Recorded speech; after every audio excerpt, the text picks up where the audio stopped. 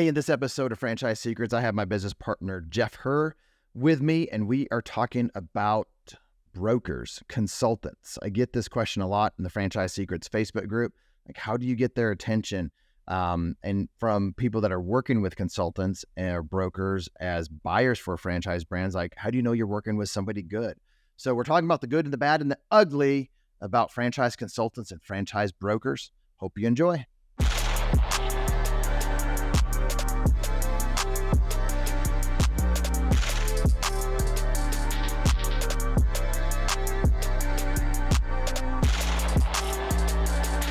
Representing Franchise Secrets, Erik Von Horn. Welcome back to the pod, Jeffrey Herr. Yo.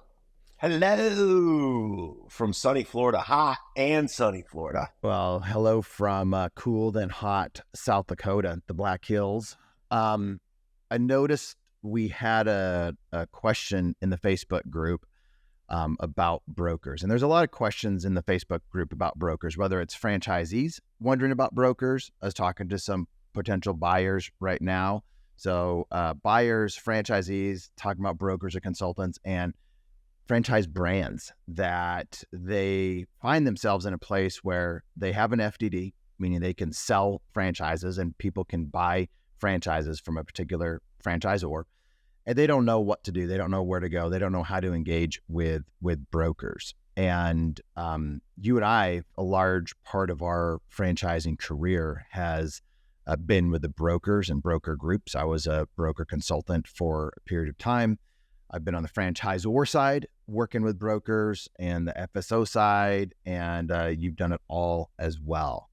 So I'm hoping today we can give buyers a lot of insight into working with consultants and brokers, and franchisors who come into the Facebook group or they find themselves with an FDD and they're like, I thought it was going to be easy to sell this thing.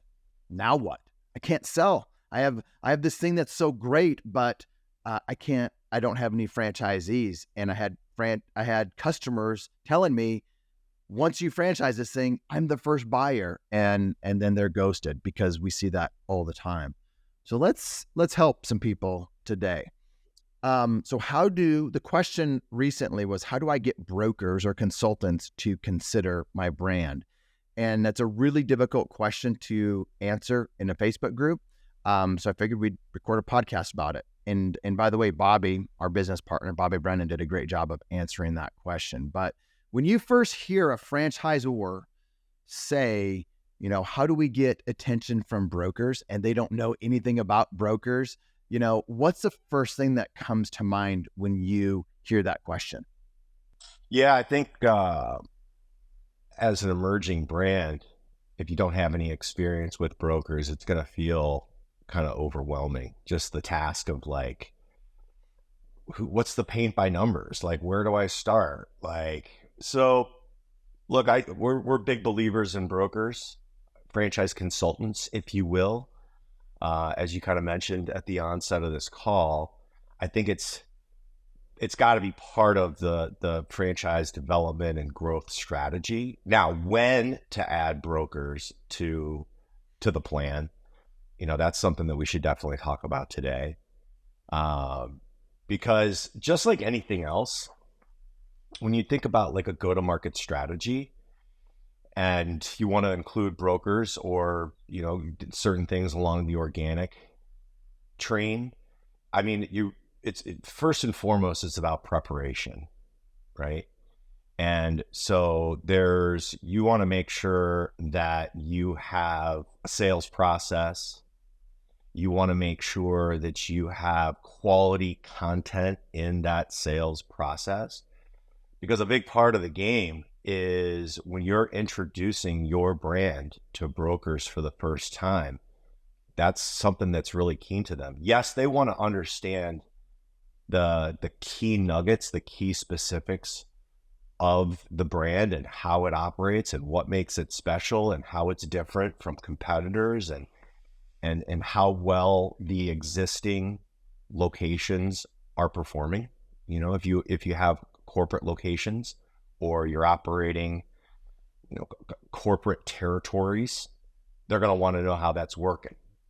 Now they're going to get through that. They can process that information very quickly because some of the broker networks out there have literally hundreds and hundreds and hundreds of brands in their inventory. So it is a challenge for them to know every single thing about a brand across 100 or 200 or 500 brands. So I think you got to have that mindset of, okay, what are like the golden nuggets about my brand that make it super special? And what about those nuggets provide confidence to brokers that they can introduce a candidate to the brand, and if that brand takes it all the way through a process and they become franchisees, the consultant wants to have confidence that that candidate that is now a franchisee is going to be successful, right? That is a great point right there. Like franchise consultants, brokers, we're just going to refer to them as brokers most of the time. Jeff just said something that's very important, and I think every brand should think about before they get into the broker networks. And that is, the consultants or brokers want to have confidence that if they recommend your brand to a candidate or somebody they're working with, that they have, they're going to be successful, that the brand, they have confidence in that brand to help that franchisee be successful. And I think a lot of franchisors see these broker networks as that's the silver bullet. I just get into the broker networks and I get leads and I get franchisees because I'm paying a hefty commission to them. And that's not the case. They will dig into your brand. And I think I don't know how you go into the broker networks without an item 19. I think there's some that, you could probably get into, but there's a difference between getting into a broker network and having success in a broker network. And those, a lot of people think just getting in is success. And then they find out like, holy cow, I'm not getting any attention. I'm not getting any love. I'm not getting any leads. And why are these other brands that my brand's better than, brand X, Y, and Z? They're getting all the love. They're getting all the attention. They're getting deals done, and I'm getting nothing done. Why are some of these brands finding themselves in that situation? I think one, Jeff, and you can give me another one, is they have maybe the founder selling for that brand, or they have an unknown franchise development person that's doing the franchise development. And that's another unknown in the sales process, an unknown franchise development person with an unknown brand. So there's no track record. If you have a known entity, FSO, or a franchise development person, if they're known, then that trust from their previous work, previous brands carries forward with that broker network. But if that's unknown, that's one mark against you as a new emerging franchise or existing franchisor going into the broker networks. Anything to add on that? You have to look at like what assets you have that you can share with others, whether that's a broker or a candidate or a vendor or anyone else. So if you're in a situation where you don't have franchisees, then obviously by default, you can't provide franchisee validation in the sales process. So you're going to have to think about other ways to validate. And so if you don't have franchisees to validate, or you have one or two even, which could also get overwhelmed if you start getting some traction, you still have to kind of frame that up. But yeah, I think if you're an emerging brand and you want to go into the broker networks, or even or on the organic side, you're going to have to share as much detail as possible around financial performance. I mean, like some people say, well, should I put in just revenue, or should I put in a P&L, and should I put in this, or should I put in that? And the answer is yes, yes, yes, yes, yes. You got to put in as much as humanly possible. If you don't feel comfortable doing that, then you might want to even check and say, are the numbers are the unit economics compelling enough to even scale as a franchise system, right? Because That's what a candidate wants. That's what a new franchisee wants. They want a proven business system where they can see a clear path on a return on their investment. And so you're going to have to be able to provide that. And there are obviously a lot of rules and regulations about what you can and cannot do in a sales process or sharing information with a potential candidate. And a lot of that's going to revolve around what is in your item 19 around financial, performance. When we talk to brands and we start to think about, okay, what can go in there? The first question that I ask is, how do you measure success, financial success with your business? There has to be some kind of key performance indicator that you look at on a daily basis that provides you a measurement of how you're performing on the battlefield of business, right? That could be around marketing, right? How many calls, how many leads do I need from customers to convert into a sale? What is the average ticket? How many customers per month? A breakdown of revenue categories, right? A lot of businesses today have multiple streams of revenue. So if you have a B2B component and a B2C component, then break those down. If you have services and you have product, break that down. If you have commercial versus residential, break that down. Yes, on provide as much visibility as possible in terms of revenue and the various categories, then go through cost of goods, then go through payroll. If it's brick and mortar, go through occupancy costs, go through what you're spending on marketing, and share that. You have to really share it. And I recommend having as much detail as possible. And that is something to validate, right? That is something. And if you have all the information in there, then you can work on building tools of how to share that. You obviously can't plug anything into any type of pro forma for a candidate. Anything that takes a crystal ball, you can't do. But if you have a lot of detail in an item 19, you can help them with expenses, and then they can take the information that you've supplied and go back try to go back years of historical to show like a growth pattern here. And you can provide them tools that they can then make some assumptions to kind of take a look at that. Attention, franchisors and franchisees. There are two really important resources that I want to share with you that will help you avoid costly mistakes and increase your enterprise value. The first is our free Facebook group. It's a community that has over 4,000 franchisees and franchisors in it. When somebody asks a question, they get honest and authentic answers from multiple perspectives. You could join the group for free over at franchisesecrets.com/Facebook. The second resource I want to share with you is if you're a franchisor and you're frustrated that you're not awarding as many franchises as you thought you would, this is the reason I created the Franchisor Mastermind. If you want access to the information, the techniques that the best franchise sales organizations are using to award franchises, and you want what mature brands have with their playbook of having happy, successful franchisees that grow the right way, then you might want to check out the Franchisor Mastermind. The reason why people join is they want access to my Rolodex, my connections. They want the playbook to achieve both short-term and long-term success. They want to increase enterprise value in their brand. Links will be in the show notes or at scalablefranchise.com. I think that's a good point because some of these, Jeff, you and I talk to hundreds of franchisors a year, and some of them get advice, don't have an item 19, don't put anything in that for financial performance. And you and I tend to think if you don't have anything in there to help, to kind of give an accurate picture of what is actually happening with these corporate units or franchisees, then why is somebody going to buy that?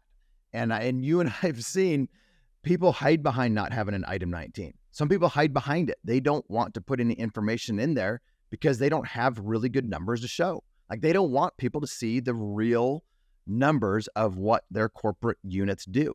And if that's a conversation that we have with a brand, that's an immediate no for us. Like, we are out. We run from ever representing a brand like that. On the flip side, some of these just have amazing numbers and unit economics and profit margins, and and so those are like, we wonder, like, why do you not want to put that in there? And some people just don't know how to do it, or they are taking business advice from attorneys. And the attorneys have their place, advisors have their place. Everybody has their place. But they're taking business advice from attorneys, and you have attorneys that give you specific advice, and then you can come to them with things like the item 19 to put in there and get their approval on it. But don't, some attorneys that you and I, talk to out there, it's just the easy button not to have anything in there. And so they don't put anything in there. And I think that if you're going into the broker world and you don't have an item 19, I don't think I would even consider doing it. Would you say the same? Yeah, it's mandatory. Mandatory. I mean, once again, you can do whatever you want. Just like, you have to temper your expectations. If you have no franchisees and you have no financial data and you have no team, like, I think we should dive into that next. It's like, what are you really offering? Hey, Jeff, I'm running the show here, man. Why do you think you can come in here and all of a sudden be the host? I thought it was like the co-host. Oh. I guess not. I guess I've actually united you as the co-host yet, but we'll give you a trial run here. So let's see how you do.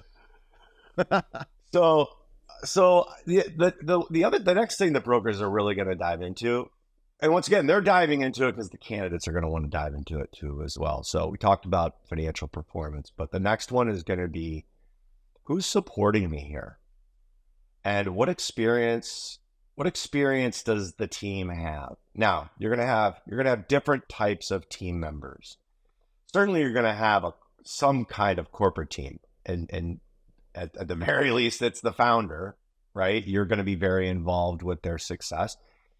And if you are going to market, you have more than likely been in this industry and have built this company for multiple years. So you've been able to, you truly understand the industry you're in, you truly understand the business model, and you believe that you can train and educate others to do it. Okay. Now, from there, you're going to probably have some other internal support people, right? Because you can't just do it on your own. And this is something that brokers are going to look at. Like, who's running this thing? What's their background? What do they do? How do they support the franchisees? So after the founder, you're going to have to point to somebody internally on the team that has operational experience, and somebody on the team that has some marketing experience. And the operations person can also help with training and education, because that's something that you obviously are going to have to do to ramp up a franchisee. Now, if you're an emerging brand, you're not going to have a full complement of a leadership team with, half a dozen people or 10 or more people. I mean, the more the merrier, as long as they add direct value to the franchisees, then that's the way to go. Now, this could possibly be somebody that actually helps support your corporate business now, your corporate locations or your territories or your trucks or whatever. And hey, they're in the trenches with you on a daily basis. So bring them in as being able to help train and educate franchisees, because they're in the trenches and they get it.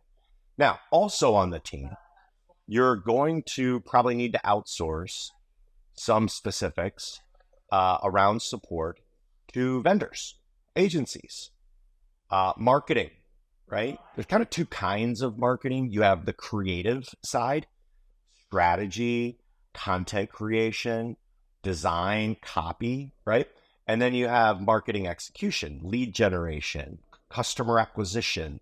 That may be the same marketing company, those might be different marketing companies. But one of the things that brokers want to know, because their candidates are going to want to know, is, okay, if I'm a franchisee, how do I acquire customers, right?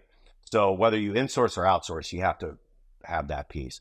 If you're a brick and mortar brand, real estate and construction are going to be pretty critical pieces of the business.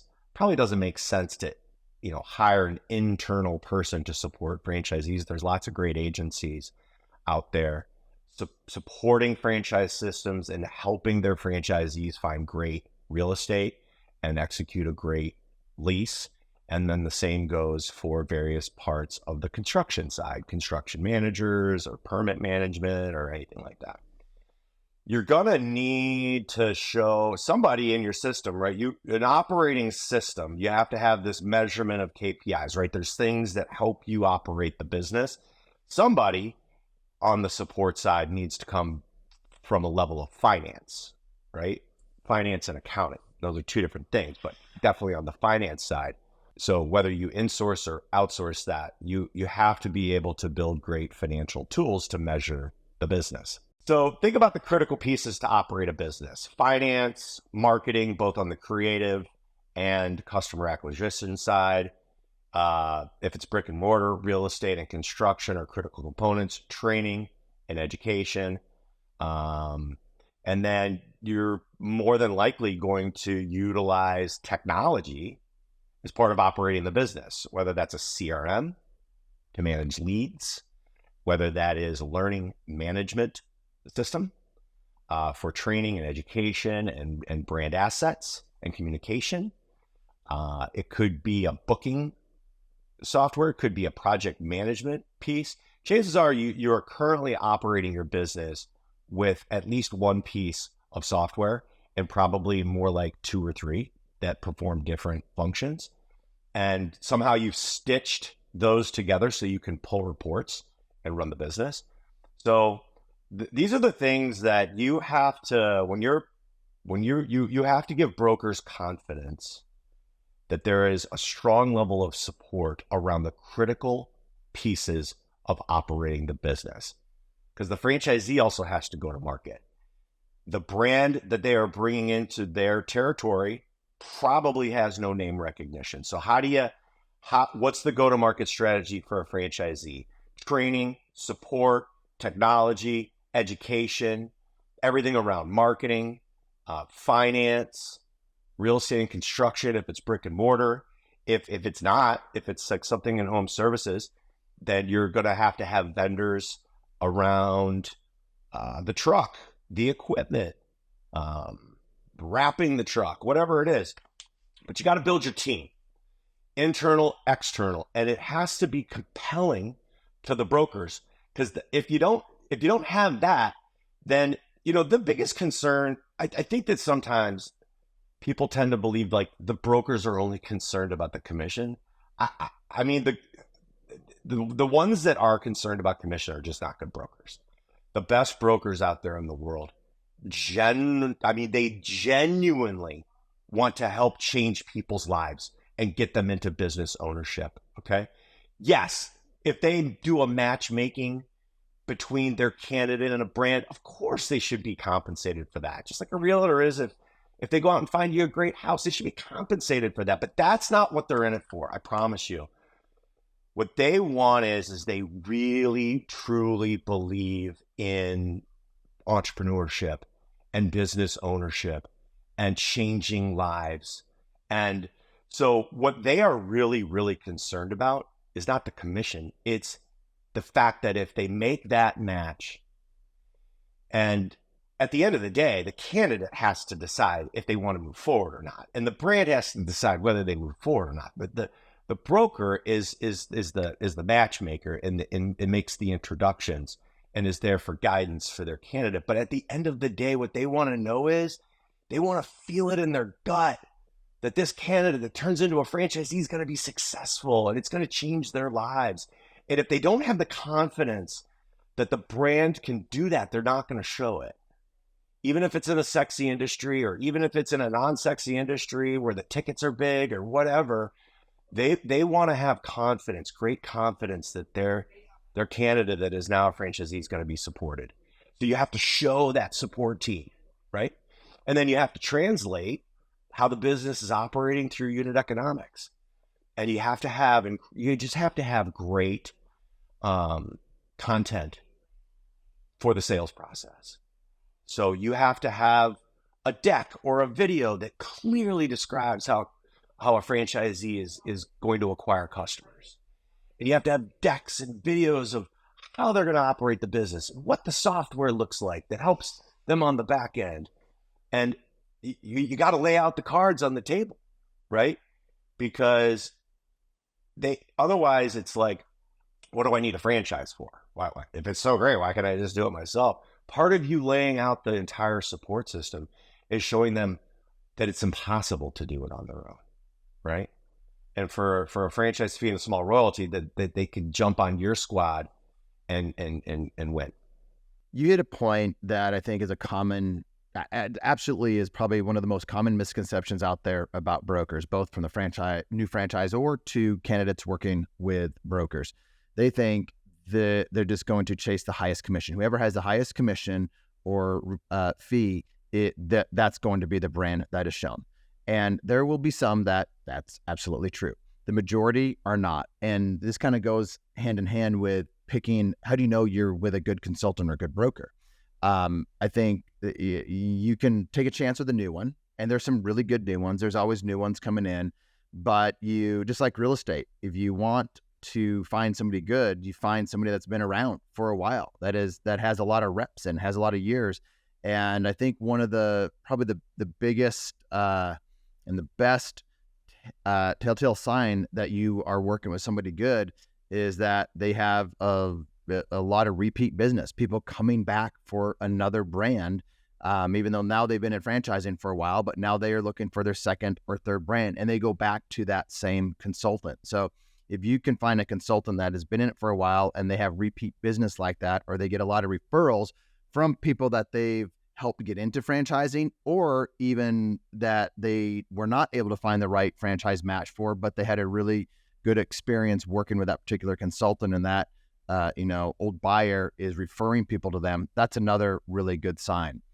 I also want to talk about the different type of broker networks. So that's brokers, the different types of broker networks out there, because people just say, how do I get into the broker networks? Well, there's a variety of different networks with different strengths and different weaknesses. And some emerging brands are going to be a better fit for without an FSO. So there's going to be some that you would want to go into as an emerging brand to kind of dip your toe into the broker world, and some that you would not want to go into unless you have that killer franchise development person or a very good FSO. Like, you just don't want to go into some of those. So some of these franchise broker networks out there have, like Jeff said earlier, hundreds of brands. They have hundreds of brands that they work with. Typically, you are paying to be in that particular network or networks like that, and it's not a high threshold. It's not a large fee like some of the others. Some only have 100-ish brands in their inventory. And so you think of, there's advantages and disadvantages to both. But those that have fewer brands typically have a higher hurdle for brands to get into those particular networks. Again, it is what it is. You choose kind of what direction you want to go into. Some provide a ton of training, ongoing training for their brokers, and some don't really provide much training at all. And some, like we were saying earlier, they just don't take on many new brands a year. So there's a lot of vetting that goes into it by the network itself. So there's a big hurdle for them to get into that particular network. And so, most emerging brands cannot get into those without, an FSO or a proven person that is proven in franchise development.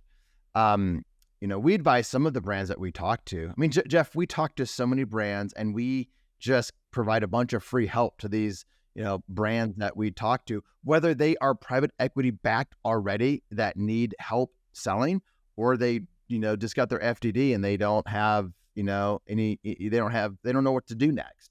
But there's some networks that we would recommend going into that are lower cost.